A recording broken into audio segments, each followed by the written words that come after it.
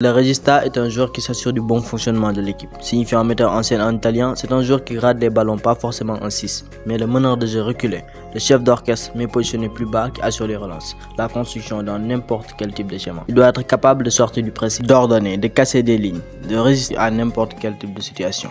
Dans l'histoire du football, le joueur qui représente ce poste à la perfection, c'est Andrea Pirlo. Bienvenue pour son parcours.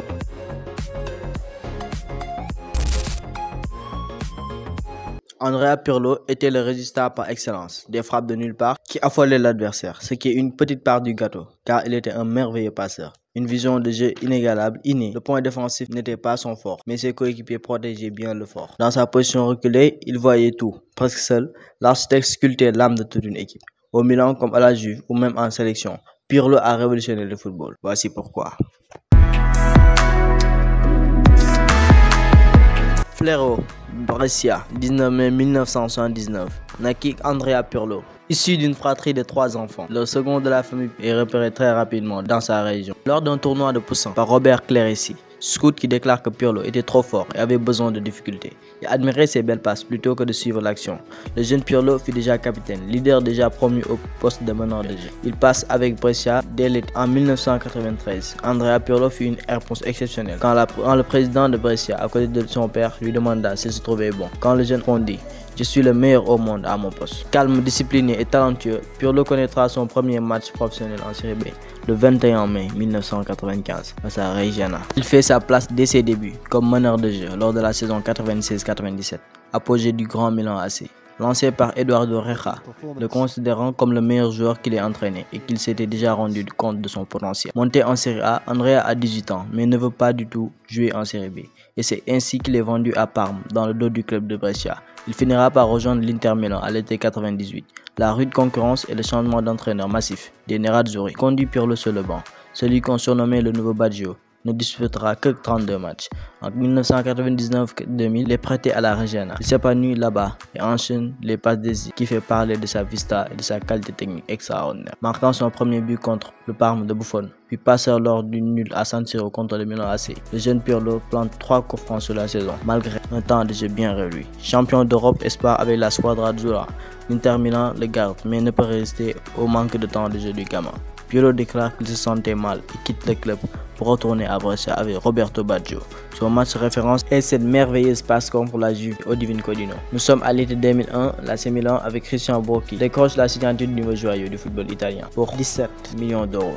Sa première saison est en demi-teinte avec sa rivalité avec Rui Costa et Pirlo ne jouera que 18 matchs en Serie A. Une passe décisive en 2002 pour le seul but de la rencontre, mais c'est quand l'AC Milan de Carlo Ancelotti est mené 1-0 en mars contre Parme. Andrea se voit en joker de luxe. Coup franc, pas décisif pour une remontée 3 buts à 1 des Rossoneri.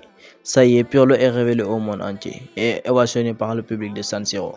La saison suivante, c'est sur une magnifique collaboration avec Gattuso, permettant de mieux exprimer son poste de régista, que Pirlo remporte sa première Ligue des Champions, le 6e pour le club minaré. Un magnifique doublé avec la Supercoupe d'Italie 2004-2005 et la saison de Pirlo, étalant son rôle de régista, orchestrant, ordonnant et sculptant son magnifique chef-d'œuvre aux côtés de la star mondiale Ricardo Caca, du guerrier Gennaro Gattuso, du professeur Clarence Seedorf et du légendaire Cafu. L'AC Milan est irrésistible cette fois. Une raison pour laquelle le miracle d'Istanbul fait un effondrement. Pirlo déclare en 2015 qu'il a failli arrêter sa carrière lors de cette défaite face à Liverpool.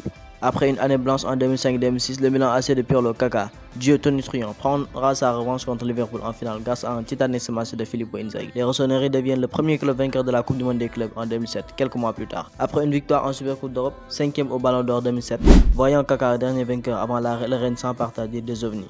Malheureusement, de 2008 à 2010, Andrea Pirlo sera impuissant face aux mauvaises performances du Milan qui est en fin de cycle. Massimiliano Allegri, qu'il retrouvera plus tard, rejoint le Milan AC et déclare qu'il ne comptait pas sur l'enfant de Flero. Il préférait la densité de Seedorf, Van Bommel et compagnie. Peu titulaire, Pirlo quitte l'AC Milan après 7 titres et s'est révélé sur le toit du monde. À l'été 2011, Pirlo veut continuer en Italie et rejoint la Juve de Antonio Conte. 2 passes décisives pour son premier match fera déjà de lui le maestro, l'homme clé des Bianconeri.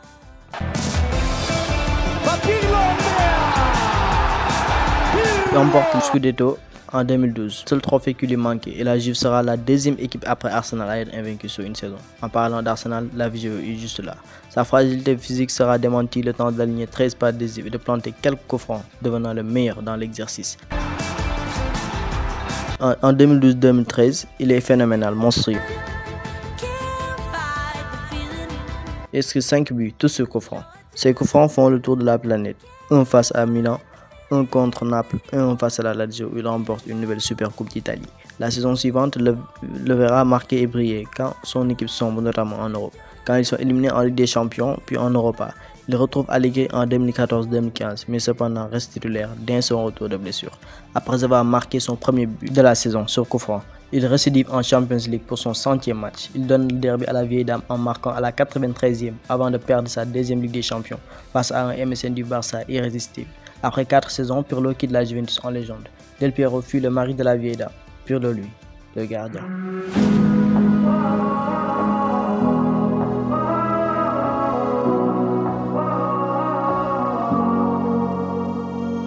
C'est comme un bon nombre de légendes à New York City qu'il fera son dernier souffle en MLS. Son club où, après 2 saisons mitigées avec Lampard et David Villa, qu'Andrea décide de cocher les crampons le 6 novembre 2017.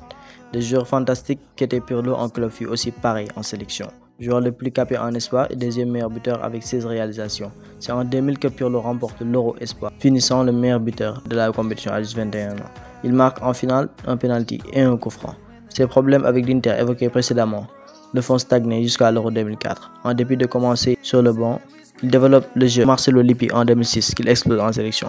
Homme du match dès sa première de Coupe du Monde contre le Ghana, il est partout et affirme son rôle de nouveau de meneur reculé. Il est maître de son poste et quasiment impliqué dans chaque but de la squadra. Le sélectionneur déclare: on dirait une trentenaire qui joue avec des gamins de 16 ans. Que ça soit ballon en profondeur, dédoublement, transversal, Andrea sait tout faire. Le pressing de Zidane et Henry ne farceront en rien sa magie. Il transforme le premier tir au but de la finale et l'histoire s'écrit avec les plus grands joueurs.